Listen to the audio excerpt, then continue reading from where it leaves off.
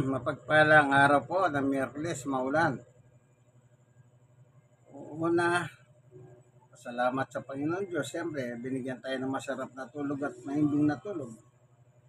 At ginising tayo sa umaga, taglay ang buhay at lakas ang galing sa Kanya. Dahil umuulan, hindi ko po may labas yung mga aso ko. Kinakausap ko sila, sabi ko, umuulan, hindi tayo makakalabas kasi mababasa tayo. At nakakaunawa naman itong mga sitsyong ito, si Summer at Winter. Kaya sabi ko, dyan na lang kayo tumae at ayusin ko na lang ako. Lilinisin ko na lang. Mahirap naman umuulan kung ilalabas mo sila. Mababasa kami tatlo. So, yun lang. Sinabi ko sa kanila.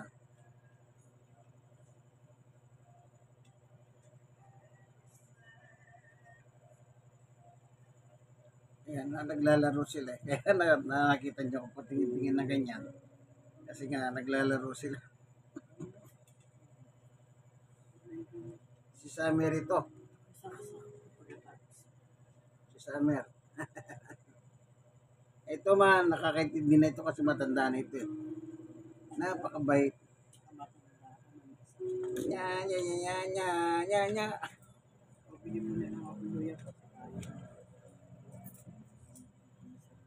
Ito naman si Winter. Kanina pag gustong bumaba nito, sabi ko wala tayong magagawa, muulan eh. Ito bata lang, mag-isang taon. Lalaki naman to yung si Summer, babae. Lahi silang sityo ko na nakanguso. Yung pango, mga pangit yun, matatapang pa. Nangangagat yun. Ang babae. So, ganyan po talaga nag-aalaga ng mga aso, ano? Ngayon, salamat po. Panginoon Diyos, binigyan mo kami ng almusal. Ito po, pasit na may sabaw. Yan eh, ubo pa. Tsaka mamon. Si Mada pala. Ganon din po yun, ano? Tsaka kape. Hindi po 3-in-1 ito ay tinitinda itong ano, black coffee, tsaka asukal.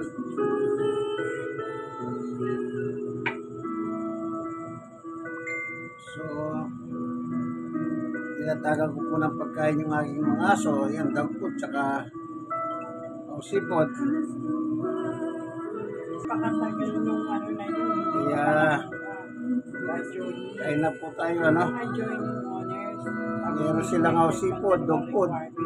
Meron pa silang atay balon-balona ng manok. Nakalagay lang po doon, ito ay sambay. Sekretary yung memo.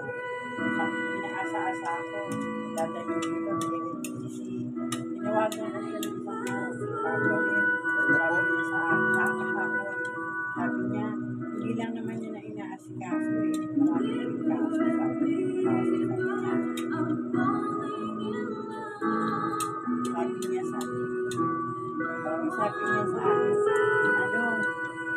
intay-intayin mo lang para sa hindi. Sabi niya, ipapahali na dyan. Kasi busy siya daw nilemo sa lista. Kung ano yun eh, death certificate eh. Tapos nag-request ako sa kanya, 2 copy original. Eh hindi ko pwede, isa lang po, Xerox nyo na lang. Ganyan talaga tapos. Sabi niya, pareho lang naman yun eh, diba? Sabi ko ganyan. Paano ko i-request eh? Alam mo authorization. Siyempre, sabi ko sa kanya,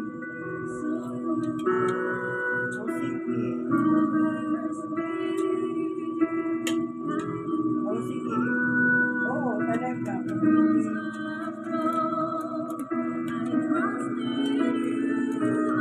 Oo, okay na na eh. Nakaayos na. Ay, kaso nga eh. Importante nga join Congress. Bagay. Attorney.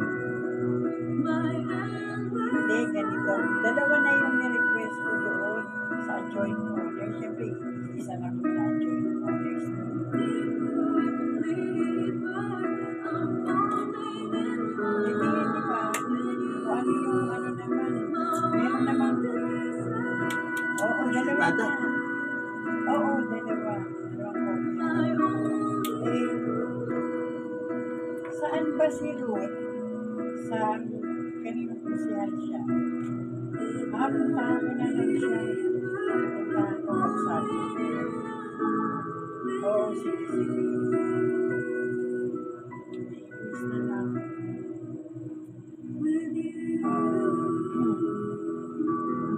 Oo. Oo. Eh, syempre, dahil umasa naman ako, sinabi mo rin na bibigay sa akin, papa-NPC ko. Hanggang ngayon, wala. Eh, bukas holiday na. Tapos maraming pasok sa ibang agency na nagsabago. Sila,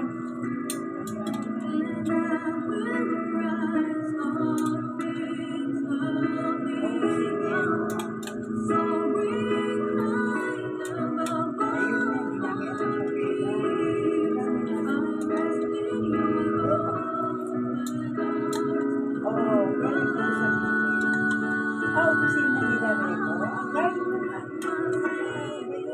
Sabi, hintayin mo.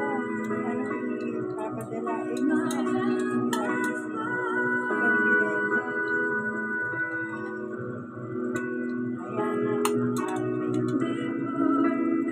Kasama na pakita din sila ang opisina niya sa San Francisco. Kasama pakita din. Sinabi mo pa, pareho mayabang. Pag sabi-sabi pa sa akin, huwag mo akong turuan kasi nasa liyan.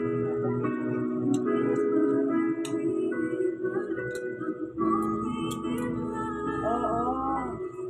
Ay, hindi na natuloy. Hindi natuloy yun. Kasi, tsaka, daming demanding siya.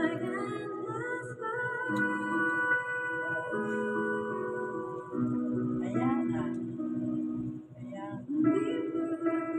Sa loob-loob ko, ay nasabi ko sa kanya, kanino kami hihingi siya, anak. Sabi ko, pamanay ko ba sa kanila? Namit ko na. Kaya, oo, namit ko na yung Remo. Matapang, matapang. Kahit magawa ko siya pero parang hindi ko yung tao galing.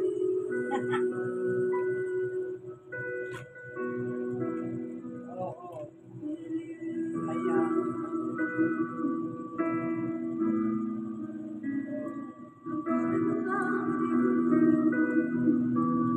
kahapon ko siya pinalo sa telepono.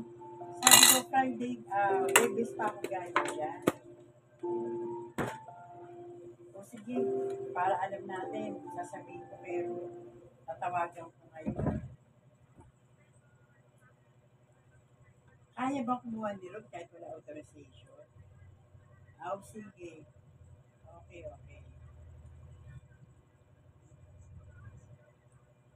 Saan? Doon sila, Chua. Okay, sige.